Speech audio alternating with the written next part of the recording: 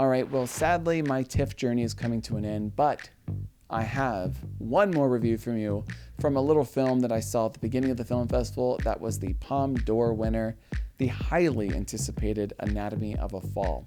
So I actually saw Anatomy of a Fall after watching Sandra Holler in The Zone of Interest, a film that I already reviewed here. But let's talk about Anatomy of a Fall. And the big question you may be asking is, did the film hold up to the hype?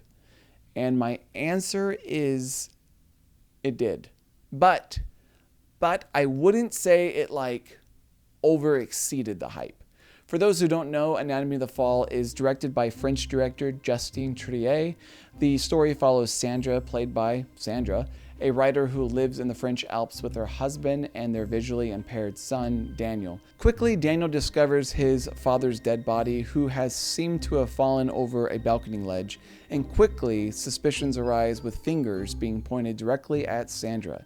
Did the husband fall? Was it suicide, or was he pushed? So these are the questions being asked in this movie that is guaranteed to pique anyone's interest. Sandra Holler is getting so much hype over this movie, and she did not disappoint. We are constantly shifting from believing her to being suspicious of her to back to believing her, and this continues to go back and forth for the majority of the movie, and that's mostly due to how Holler plays the role. She doesn't indicate or hint to the audience of the truth. So the character Sandra claims she's innocent of the crime, as one would typically expect, and it's only upon hearing the details that we start to really question our own instincts. You know, as the audience, we start to really study Sandra like a hawk, trying to find cracks within her story, and I think that plays a little bit into the commentary of the film as well. Admittedly, I'm a big consumer of true crime documentary shows, and I always find myself caught up, and I'm always confident that I can suss out who's guilty and who's innocent. And I think that's just human nature. We tend to all believe that we have this special ability to read people, but the film asks the question of what can we really know about someone? The film is a classic whodunit, or rather did she do it? But over the 2.5-hour runtime, it also becomes a procedural court drama. Sandra and her marriage is picked apart by the prosecution and almost becomes a satire on how ridiculous a court proceeding can be. For example, at one point, a book that Sandra wrote is brought into question, with the prosecution kind of conflating fact and fiction by making far-fetched comparisons to Sandra and her husband's marriage. So the film actually reminded me a lot of Gone Girl, which I think would make a really good companion piece. Both films ask the question of how much do you really know about your partner? The primal questions of any marriage.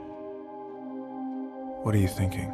And both films are about a marriage falling under question or scrutiny as soon as the spouse becomes the prime suspect. You don't know if she has friends, you don't know what she does all day, and you don't know your wife's blood type. Sure, y'all are married. Much of the film is seen through the perspective of Daniel, who's the son in the story, played impressively by the young actor, and I'm probably going to butcher this, but I believe it's Milo Machado Grainer. Being visually impaired, Daniel is left even more in the dark, and he plays the emotional turmoil of not knowing and potentially never knowing to great effect. We as the audience share that same torture of not knowing and dying to know. The husband is played by Samuel Thies, and I won't give it away, but we get a long sequence where Sandra and him go toe-to-toe, and it is a masterclass of writing and acting between the two of them. I would say the movie is mostly a showcase of great acting and writing. The movie is definitely worthy of the praise. My criticism is pretty minor. The film is never dull or boring, but I couldn't help but feel that maybe there was a tighter version of the story, something a little tighter that could have really elevated it to all-time status. The movie did admittedly kind of dip for me a little bit in some of the court proceedings, despite one of the film's dynamic moments coming from this portion of the film. The cinematography within the film didn't completely knock my socks off, but I did admire the film's use of close-ups where we could really revel in the nuanced performances on display. All in all, it was a very captivating, compelling, suspense-driven character study, and as a film I actually look forward to rewatching to see if I pick up on things I may have missed the first time. So I'm going to give this film a very solid 8 out of 10. All right, though, let's talk about awards potential. So typically, Typically, I would say that a foreign language performance is really tough to crack Best Actress, but Holler does have a few things going for her. The first being she can speak multiple languages in the film, with a big chunk being English. So it's not a complete foreign language performance. Another thing going for her is Sandra Holler has another film this year that could be a Best Picture contender, The Zone of Interest. So looking back at other foreign language performances that have cracked Best Actress category, Penelope Cruz did it 2 years prior. Yulitsa Aparicio did it for Roma. Isabelle Huppert did it for Elle. Emmanuel Riva did it for, of course, Amor. You know, we don't get it all the time, but what's really going to help Holler is the fact that the film is a top contender for Best Foreign Language Film, and it's looking really good to be nominated for Best Picture as well. I think we could see a very similar path to Triangle of Sadness, where, you know, it picks up picture, director, screenplay. But on top of that, you can add Best Actress and Best International Feature. So right now, it looks like the film is likely to qualify in the foreign language category.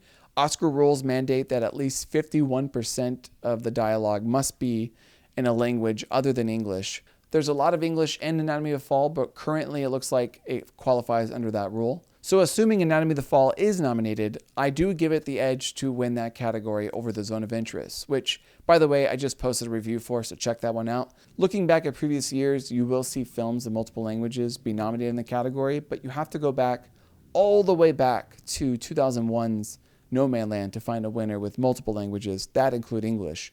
So that's a little bit of a knock against it, but it's a little bit untested because I'm not sure we've had a film quite like Anatomy of a Fall in the category. So as crazy as it sounds, I almost feel like there's a tiny little incy-wincy possibility of Anatomy of a Fall missing despite being eligible, because maybe the nominating branch doesn't feel like it deserves to be in the international feature category.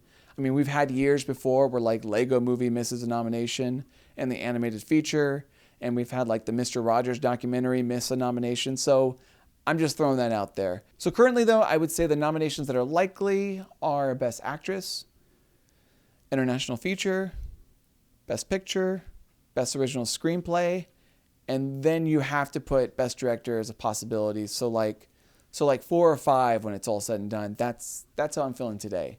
Well, that's my review for Anatomy of a Fall. Very solid movie, but let me know below what nominations you think Anatomy will snag.